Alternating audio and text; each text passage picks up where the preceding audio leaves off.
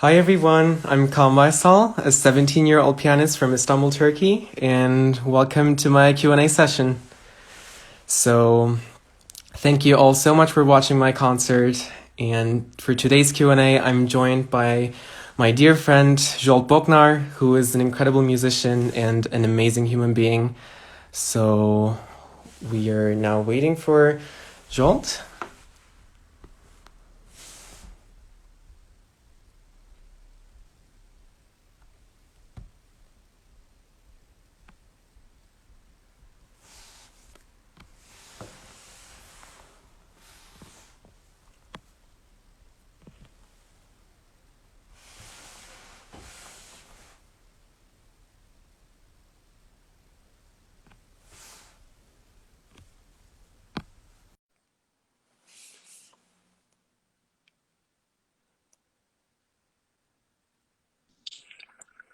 Hello, Zsolt. Hello, hello, Kaan. Good to see you. Yeah, it's great to see you.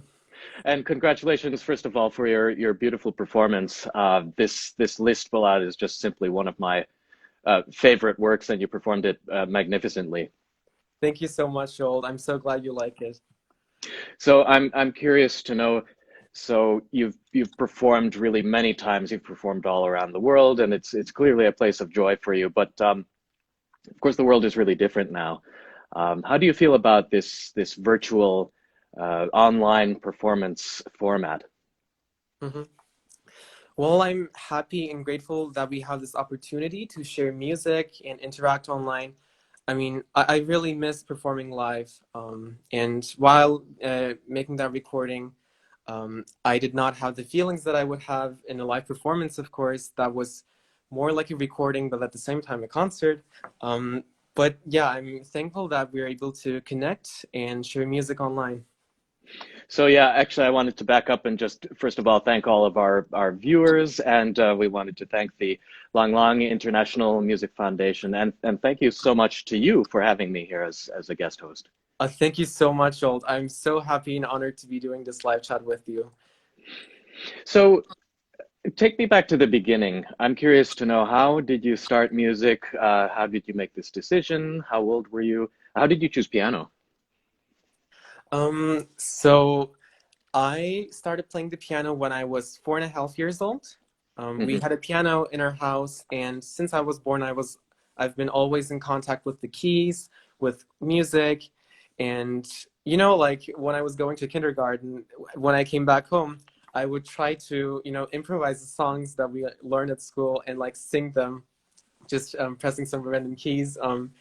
And I've been always in contact with keys and music. And after a while, I wanted to have private lessons. I wanted to make music. And well, after a certain point of time, then I went and applied for a conservatory, and everything began like that.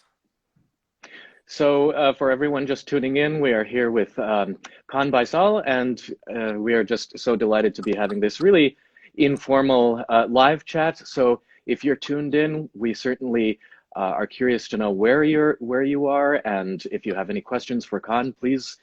We welcome them. That's really one of the fun features of the live chat, being able to interact with the artist. Um, Kaan, I know that you are one of the busiest persons I know. You first of all, have a really demanding music education. You have many lessons, and you are devouring repertoire. But you're also an active student, and you as part of your normal life and during the normal times, you're traveling a lot. So how do you balance music with the rest of your life? hmm So for me, it's a matter of using my time effectively and handling things fruitfully. So, for example, before the pandemic, I had school from 8 in the morning until 3 to 4 in the afternoon. And then when I came home, I practiced until late hours. And then after that, I mean, I completed assignments if any were assigned from the school. And then, I mean, a usual weekday would be complete like that. And on weekends, I mean, I had the opportunity to practice longer hours, which is very gladdening for me. Um, and well, throughout the pandemic, I've been trying to devour repertoire. And right now I have online school and music. And yeah, so overall, it's a matter. if using my time effectively and trying to attain productivity, I'd say.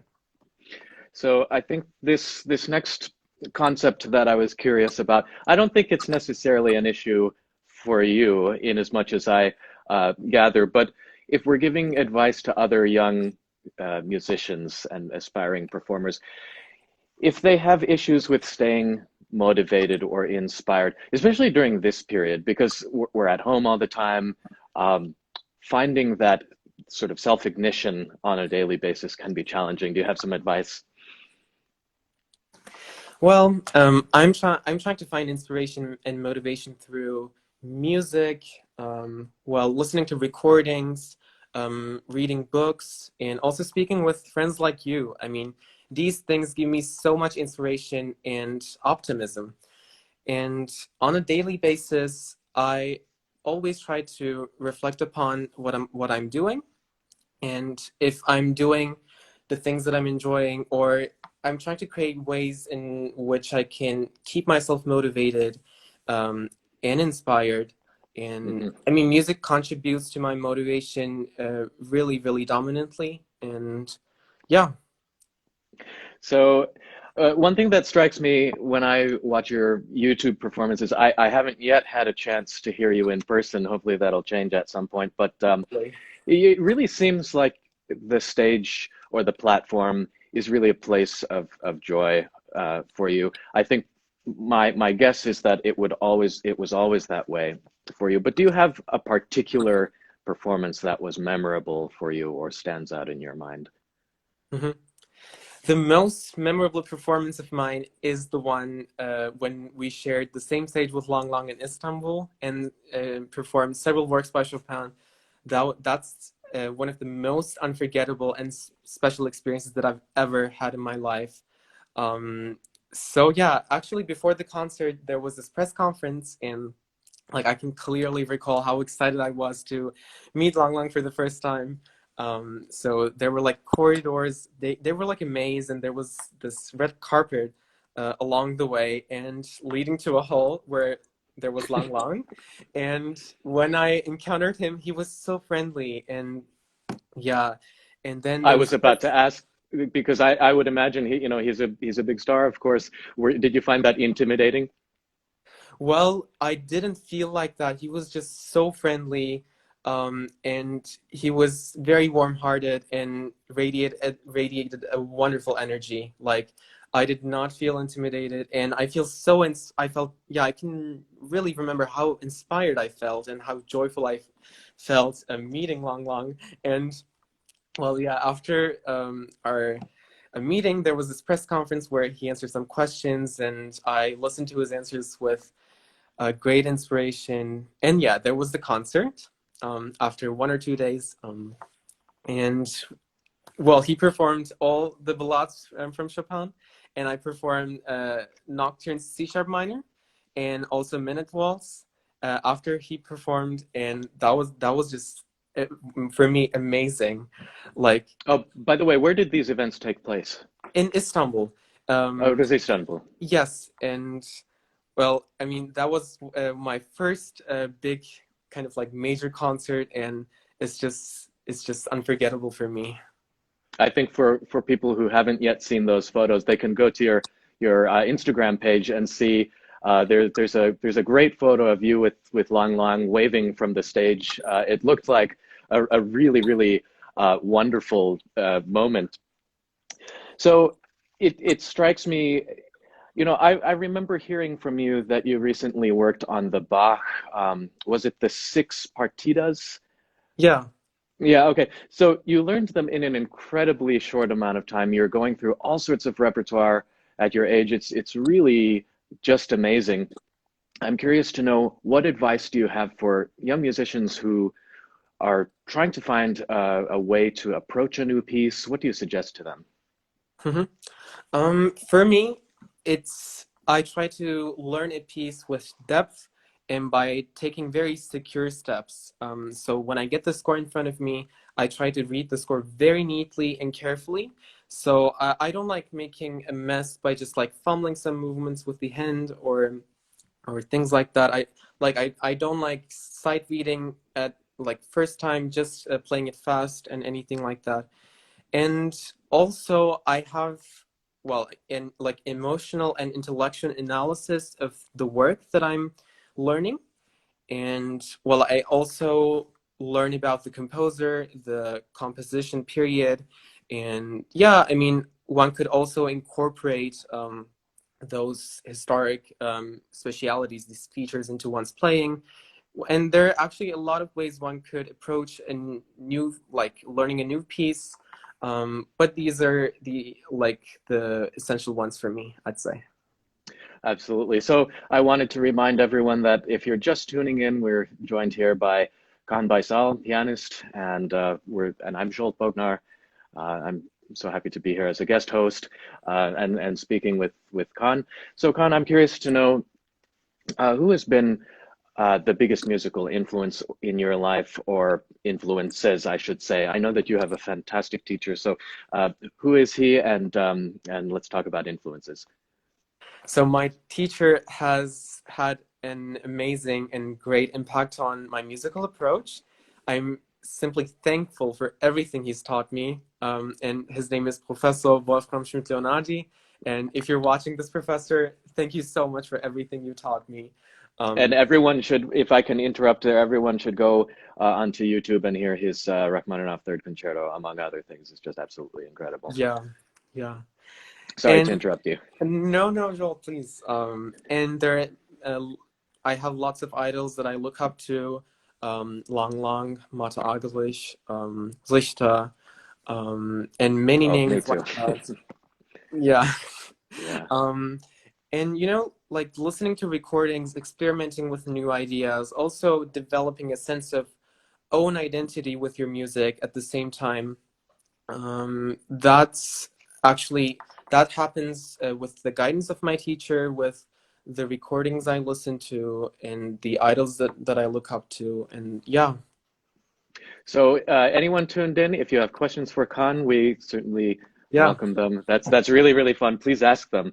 Khan, the next question I have for you is probably quite an obvious one. And you're also very young. How old are you?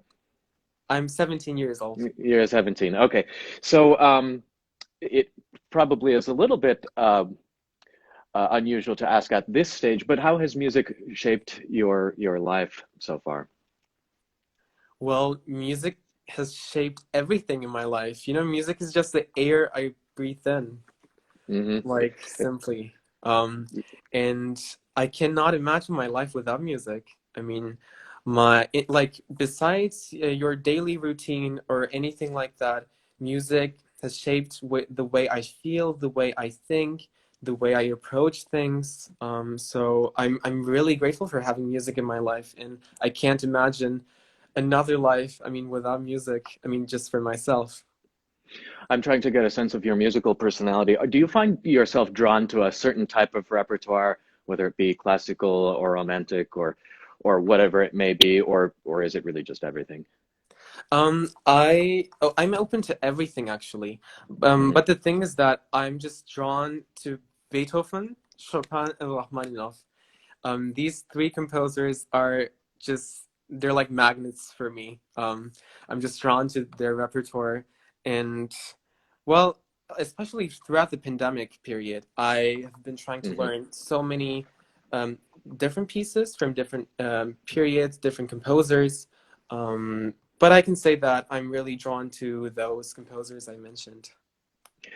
Khan, did you always find that you were a fast learner from the beginning? So at the beginning, I didn't know that I could be a very fast learner because when I was young, I didn't do as much as repertoire I have done, for example, during the pandemic period. But right now, I realize that the more I learn, the more I'm drawn to it, and the more I feel inspired, and the quicker it gets, I think. Yeah. So, Khan, we actually do have a question. Yay! I'm so excited about this. So the question is, what's your approach to performing on stage? That's a really, really, really great question in your case, because it doesn't seem like you get nervous, but most of us, for the rest of us, we do get nervous. So I'm curious to know what you're focused on. What does that feel like to be in your zone on the stage? Hmm. And I would like to thank Arda, who is a really good friend of mine, for this question. I hope you're well. So my approach to performing is, of course, beforehand, I do the preparations. I work on the ideas that I want to present and the emotions I want to deliver to the audience, of course. And yeah, so I'm doing the necessary preparation. And then when it comes to stage, it's just actually so fun and so exciting to, deliver and share this music with people. I always feel so joyful to have this chance to share music with other people. When I perform, I always have this motive and like this thought. Um, so therefore, it's always making me very happy and, well, really, it makes me very excited to perform live. Yes, And okay, but what about, sorry to interrupt you, but what about being backstage? Okay, so you're backstage. It's 5 minutes before the concert starts. Most people are like really trying to gather their thoughts and to focus. What's going through your mind at that point? well, I'm just looking forward to, getting on stage and performing actually. Um, like during the last 5 minutes. I mean, there have been concerts that I walk very, very much before the concert. Yeah, the last 5 minutes, I just walk from there to there, there to there. But I mean, recently, I just, yeah, I feel so excited and happy to be going on stage and sharing this music, and that gives so much joy. And yeah. Akan, there's another question for you here, but I'll need your help in reading it because unfortunately, uh, I don't understand. So Mhm. maybe you can help me there. Yeah, so this question from is Elif Yalman. Piyano dışında hangi enstrüman seni etkiliyor? So the question says, what other instrument other than piano has an impact on you? And Oh, thank you wow. so much, Elif Abla, for asking this question. Yeah, thank you for the Um, question. so I also really like listening to violin repertoire.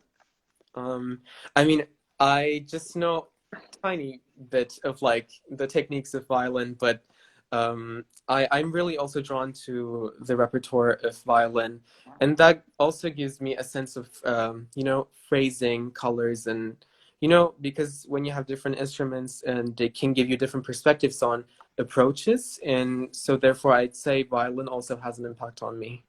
I didn't know that, Con. That's really wonderful. We have a remark here from Sky Sequence.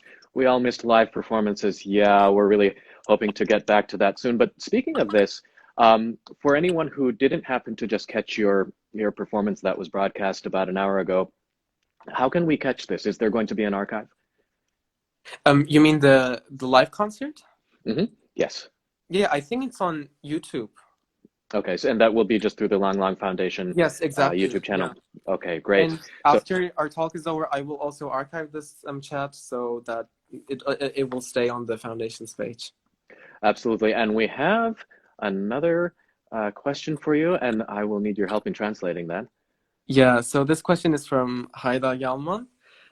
Ben sizi takip ediyorum. Bildiğim kadarıyla okul başarınızda en üst seviyede bunu nasıl başarıyorsunuz? Thank you for your question, Haydar abi. So it says, I'm following you, and as far as I know, your school success is also very good. How do you do this? He asks. Mhm. So as I've actually previously mentioned, it's actually a matter of using my time effectively. And when I'm at school, I give my best to listen to the courses very attentively, um, and learn as much as I can during the courses. So yeah, actually attaining productivity while listening to the courses. And yeah, so I'm trying to balance everything productively. And yeah. Con, it seems like you're constantly working and achieving great things and learning vast amounts of repertoire. Do you ever have time to just have fun? Like what sorts of hobbies do you have in your free time? Well, I mean, practicing and music are so much fun. And also, I get to, well, I mean, throughout the pandemic, I read lots of books, and which was also so much fun.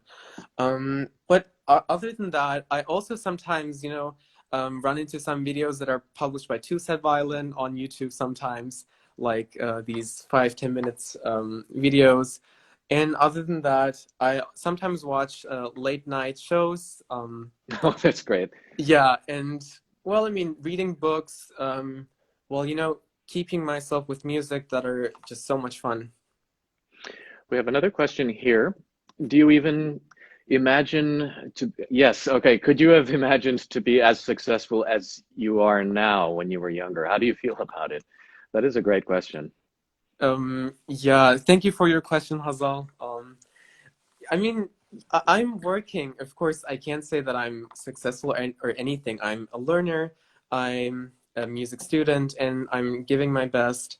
But I'm really looking forward to, becoming um, an ambassador that shares the beauty of classical music, inspires generations, and inspire people, and share this gift and warmth of music. And I think that's just something so wonderful that, yeah, I really want to accomplish that.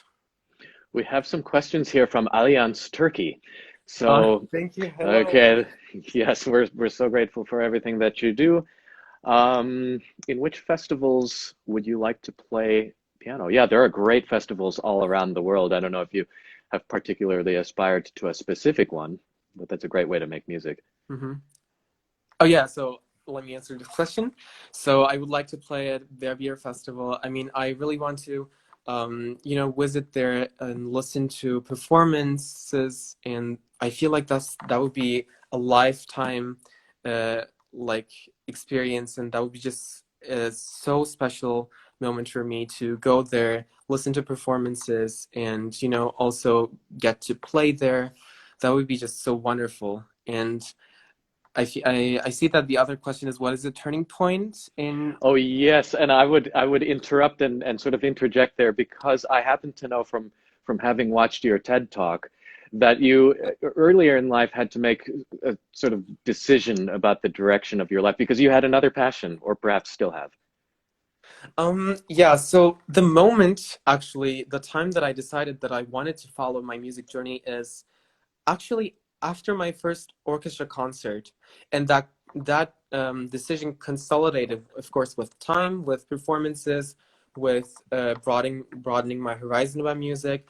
But Hmm. yeah, the first time that I was sure that I wanted to do music was after my first orchestra concert, and that was actually the year 2014. I performed there, Haydn D major. I've seen the video. Yeah, I mean yeah, it was also a fantastic experience for me. And after, I mean, during the preparation, during the concert, I had such joy, such excitement for this for music, and getting to work together with people, making music together. There, I was sure that I wanted to follow my journey. The third question here, I think, is probably the most difficult. Which one is your favorite, Chopin or Beethoven? Ooh, that's a difficult one. Yeah, that's a very difficult one. Well, actually, I could say both. Yeah, That's really hard. That's really yeah, hard. Well, I mean, because they're two different worlds, really. yeah, exactly, exactly. Mm, well, I don't have an answer to that, unfortunately, but both have so special places with me. They lie in my heart, and yeah, Well, I think it's always the question of the performer and the moment of conviction. yeah, Probably, I know this is a really standard answer, but whatever we happen to be playing on stage at the moment is our absolute favorite thing that we are just dying to share. yeah. So I know that we're coming up to the end of our half hour, but I wanted to ask you just two sort of closing out brief questions, unless anyone else has some questions, and we still welcome them. I'm curious to know about the musical life in Istanbul. I don't know that much about it, but I imagine that it's also a very, very rich one. hmm there are many performances. There's Istanbul Music Festival, and there are many great concerts. And well, I mean, throughout the pandemic, of course, neither of us could have the chance to, like, none of us could have the chance to, go to concerts. And but yeah, there are also great concerts in Istanbul, and I really love attending them. And yeah. And finally, I'm curious to know some of the musical projects that you're looking forward to once things change in the world. Hopefully, they will change at some point and sometime soon. But maybe there are some pieces that you're looking forward to performing, some places that you're hoping to perform.